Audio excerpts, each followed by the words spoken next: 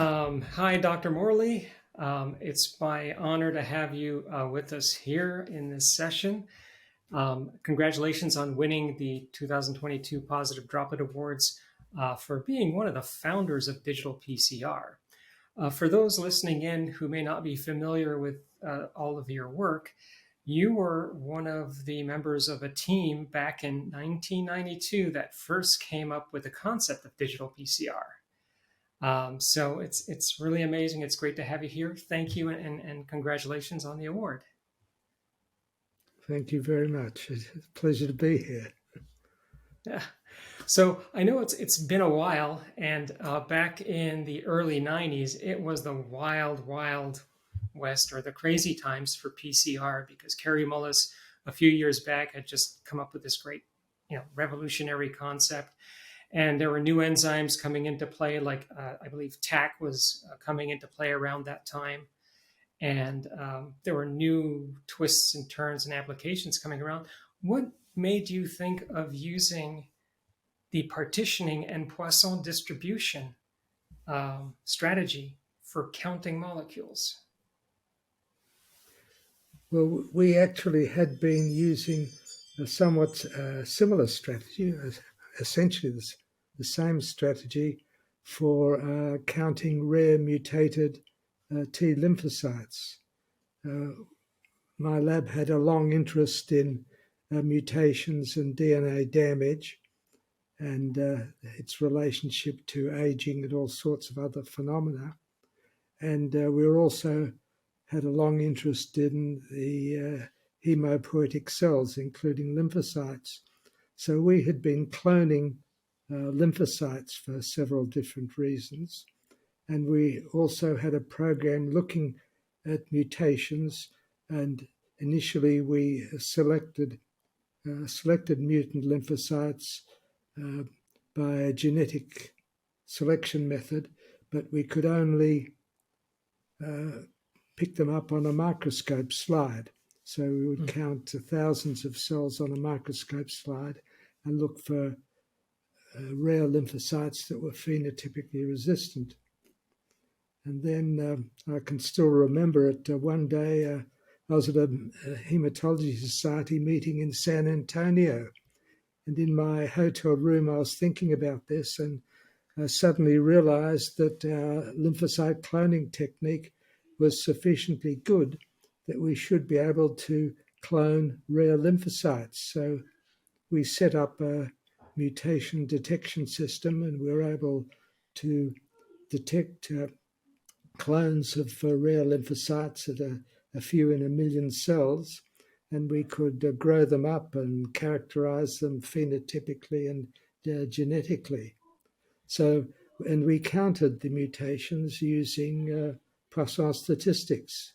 Yes. So yes. Then when the PCR came out, shortly afterwards, I had another moment, I should say, and this was sitting in a plane taxiing out from Sydney Airport to Melbourne, and still on the tarmac, and I was thinking, what targets could we detect that we could apply the PCR to pull them out?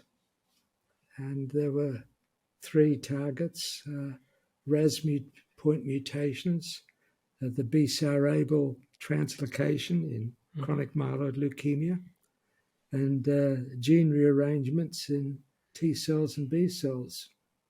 So we set that up, and we were able to detect the rearrangement, and this led to one approach for detecting clonality in malignant lymphoid disorders, in lymphoma particularly, also simply by PCR and a gel electrophoresis, you could detect clonality of the rearrangements.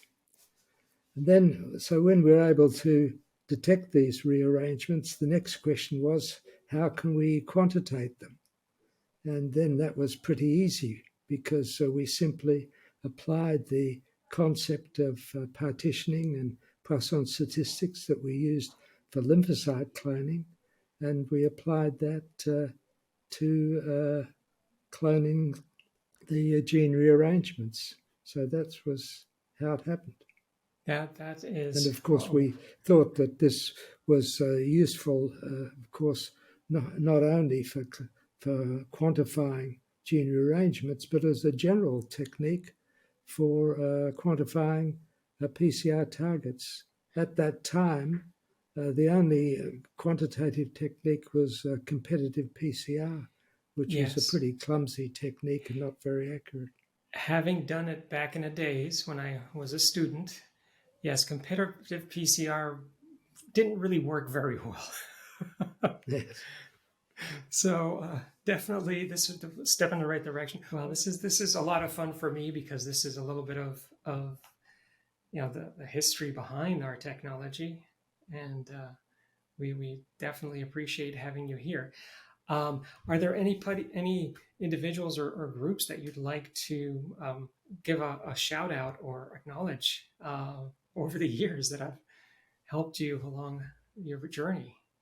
Well, I certainly would. The list is Um, probably very long. well, I'm lucky. I've had some very devoted people uh, and collaborators.